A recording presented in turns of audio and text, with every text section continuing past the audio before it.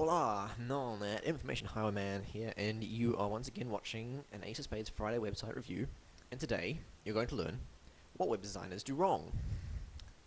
And actually, I could go on this subject for a very, very long time and be very acerbic about it because I have a very low view of much of what web designers do. But today, we're going to look at just one website, and actually quite a well-designed website at that, which is webteam.furnace.net. And thanks to Anya for that.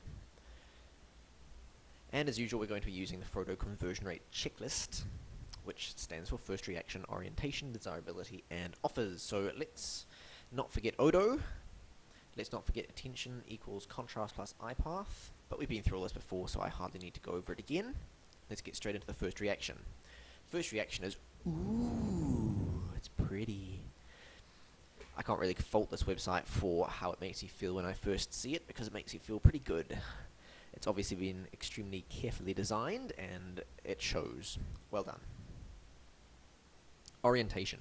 Am I in the right place? Okay, well, presumably I'm looking for web design, and in fact the orientation elements here are A, headline, B, web team. That might count as A really because it's above it, but you know. And C, this thing here, which shows you various websites which have been designed. And D, case studies, which is quite visible above the fold for me.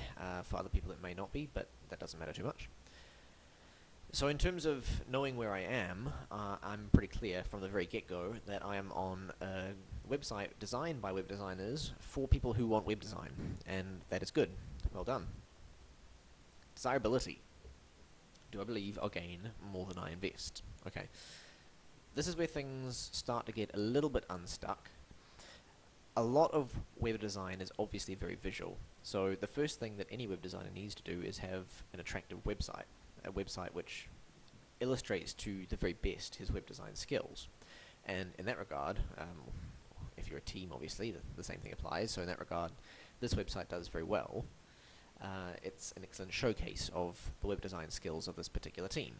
So, in terms of the very beginning of things, that's good, but there are other elements involved in desirability. Specifically, I've talked about the headline in the past. Headline is extremely important, as is the body copy. So let me just take a couple of moments here to talk about both. The first thing that strikes me is made in Cumbria, wherever that is. I'm assuming that if you're looking for these people, it matters, and you'll already know. Made in Cumbria is probably not hugely important to the majority of people who are looking for web design services for two reasons. First of all, even if you are a local company, a lot of people are going to want to work with you from other places anyway. And secondly, even if you are a local company and you are targeting local businesses, those local businesses are most likely looking for web design services in a lot of other places as well as just from local businesses. Web design is one of those things that can be more or less done from anywhere in the world, with anyone anywhere in the world. And as such, I think that probably your location is not as much of a selling point as you might believe it is.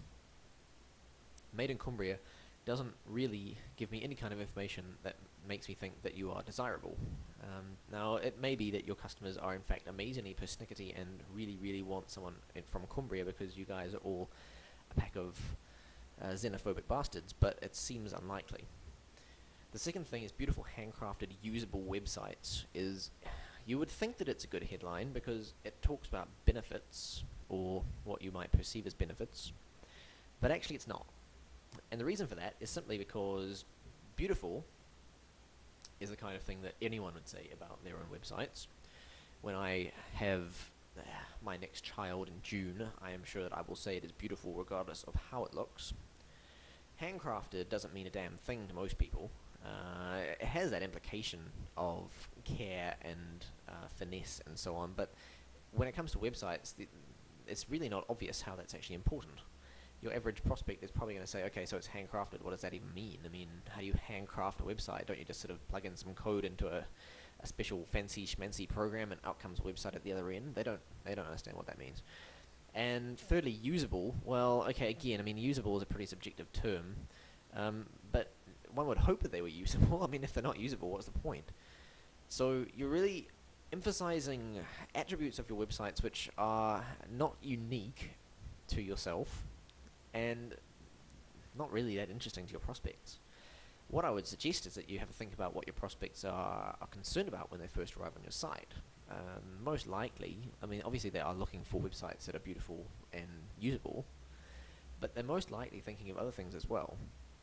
For example, if I were going to look for a new web design, I would probably have a good reason for it. I would be thinking, okay, my current web design is not generating enough sales, I'm not getting enough people in the door, or I'm not selling enough stuff online, or a lot of people have said that my website looks terrible and amateur, and I therefore need to correct that because other people are probably thinking the same thing and are therefore not coming to me for whatever services or products I offer.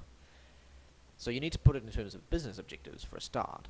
So if I were looking for a new website and I had those reasons, I would be much more interested in a web design company that said something along the lines of increase your ROI than I would be in a web design company that said something like we make beautiful websites, which every other web design company says as well. The second thing is the body copy.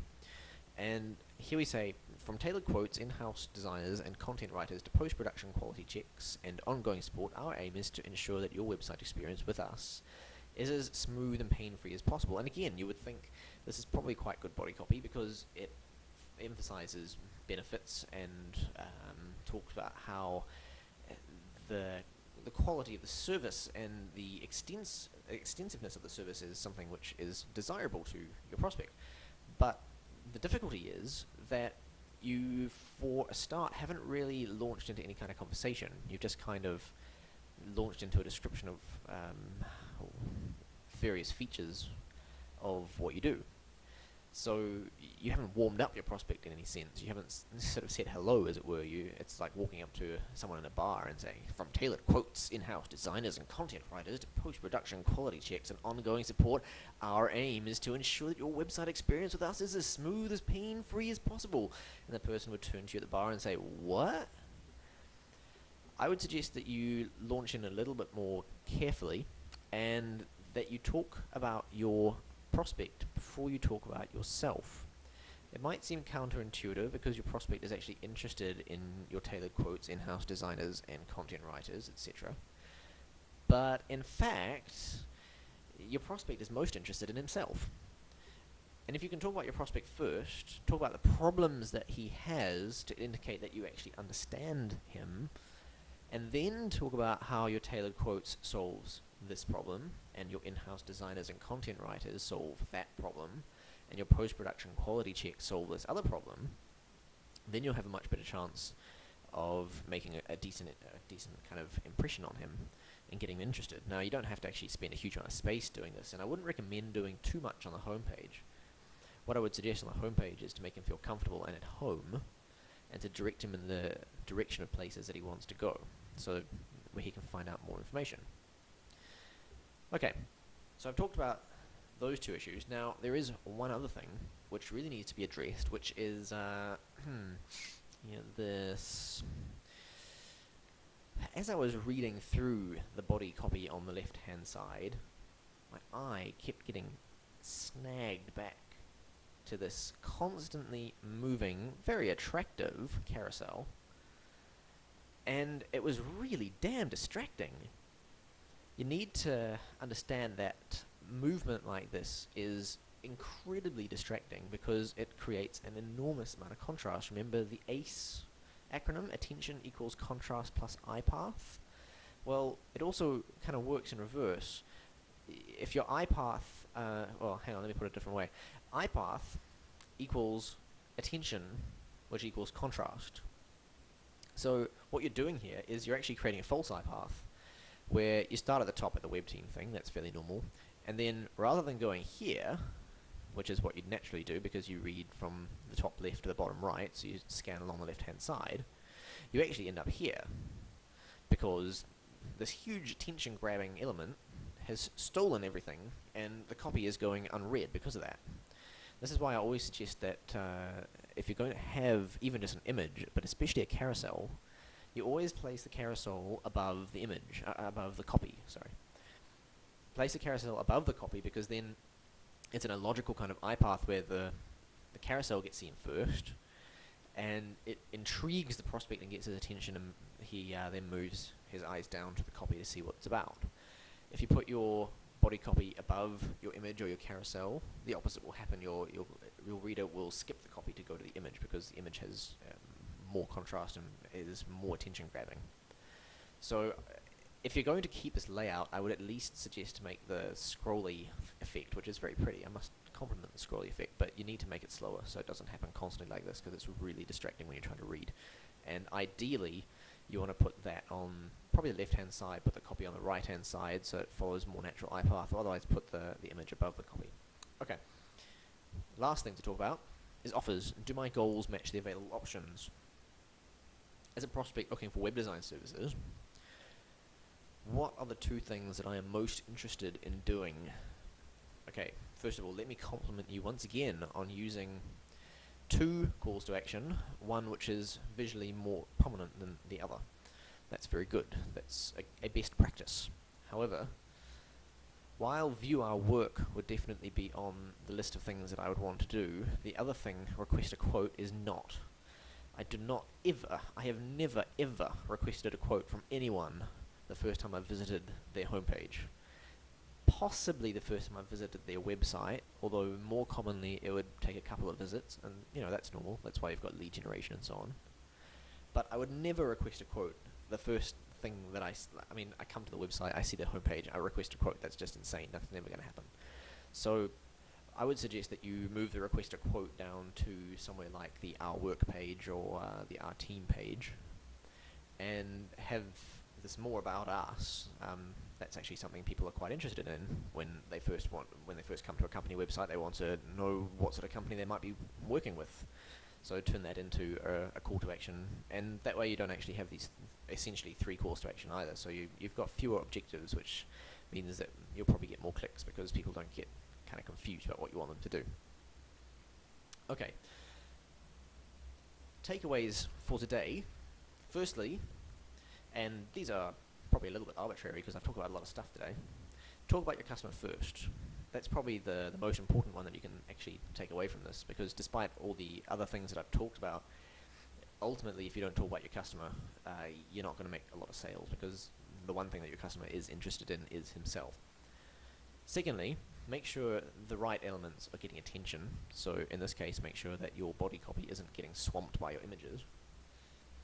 And thirdly, make sure that they're in the right order so that you aren't creating a false eye path where users' eyes are getting dragged to the right-hand side or getting dragged down below where they should be naturally.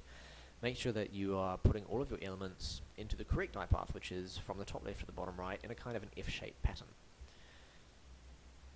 That's all for today. Email me with comments, questions, or hate mail. And I'm actually getting a little bit short on sites to review. I've only got a couple in the queue now. So if you want to get your site reviewed for free, it's normally a $99 service that I offer, but if you'd like to get it for free, all you need to do is sign up to the Ace of Spades, which is straight shooting marketing tips, and it's all free. And it's mostly every day. I'll be making a few changes to the format soon, but you can sign up at informationhireman.com/ace. And until you do, I will see you again next Friday. I am Non.